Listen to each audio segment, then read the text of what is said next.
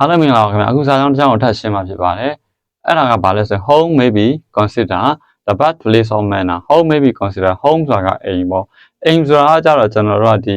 မိသားစုနေထိုင်တဲ့အိမ်တွေထွေးလုံခြုံမှုရှိတဲ့နေရာမှန်သမျှကိုအိမ်လို့ခေါ်တယ် HOME home ပေါ့ဒီမှာတော့ house နဲ့ကွာခြားသွားတာရှိတယ် HOUSE house ဆိုတာလည်းအိမ်ပဲဒါပေမဲ့ house ကကြတော့ကျွန်တော်တို့စောက်ထားတဲ့အိမ်တွေစောက်ထားတယ်ဒါပေမဲ့မနေဘူးဘယ်သူမှမနေဘူးနှွေးထွေးလုံခြုံမှုလည်းမရှိဘူးနေတယ်နှွေးထွေးလုံခြုံမှုမရှိဘူးပြီးတော့အိမ်လိုမျိုးစောက်ဦးတွေစောက်ထားတယ်အဲ့ဒါကို house လို့ခေါ်တယ်အဲ့တော့ကိုကအိမ်လဲစောက်ထားတယ်အဲ့ဒါမှဒီမိသားစုလဲကိုနေတယ်တယောက်နဲ့တယောက်လဲနွေးနွေးထွေးလုံလုံချုံချုံရှိရဆိုရင်အဲ့ဒါကို HOME home လို့ခေါ်ပါတယ်ဟုတ်ပြီအဲ့တော့ home အိမ်ဆိုတာ maybe consider ယူဆကောင်းယူဆနိုင်တယ်ဒီမှာကျတော့ passive voice ပုံစံလေးသုံးသွားတာပေါ့နော် be consider C1 SID ရာအဲ့ဒီ consider ဆိုတာထင်မြင်ယူဆသည်သူက verb ဖြစ်တယ်သူ့မှာလည်း noun ရှိတယ် C1 SID ရာအဲ့ဒီတရားမှာ consideration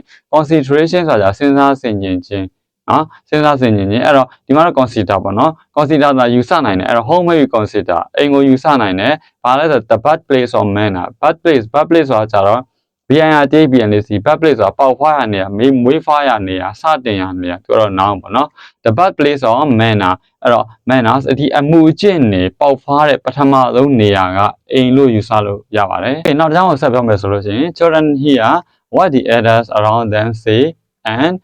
see what the elders do ပေါ့အဲ့တော့ children ကလေးတွေကဆိုရင် children ကလေးတွေက here အကြည့်ရ here ဆိုတာကြားသည်ပေါ့နော်ကလေးတွေကကြားတယ်ဘာကြားလဲဆို what the elders ဆိုတာ what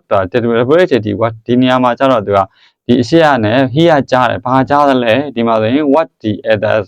around them ဒီ elders ဆိုတာလူကြီးတွေ around them သူတို့ဝန်းကျင်ဆိုတာကလေးတွေရဲ့ဝန်းကျင်ကိုပြောတာကလေးတွေရဲ့ဝန်းကျင်မှာရှိတဲ့လူကြီးတွေက what the elders around them say ဘာပြောသလဲပေါ့နော်အဲ့တော့ဒီနေရာမှာက what the elders around them ဆိုတော့သူတို့ရဲ့လူကြီးတွေသူတို့ပတ်ဝန်းကျင်မှာရှိတဲ့လူကြီးတွေက say ပြောတယ်အရှိရ what နဲ့ဆိုတာဘာပြောသလဲဆိုတာကိုသူတို့ကြားတယ် and ပြီးတော့ see မြင်တယ် what the elders လူကြီးတွေက do ဘာလုပ်တယ်လဲဆိုတာကိုလည်းမြင်တယ်အဲ့တော့ children here what the elders around them say ကလေးတွေကသူတို့ပတ်ဝန်းကျင်မှာရှိတဲ့လူကြီးတွေဘာပြောသလဲဆိုတာလည်းကြားတယ် see what the elders do လူကြီးတွေဘာလုပ်တယ်လဲဆိုတာကိုလည်းမြင်တယ်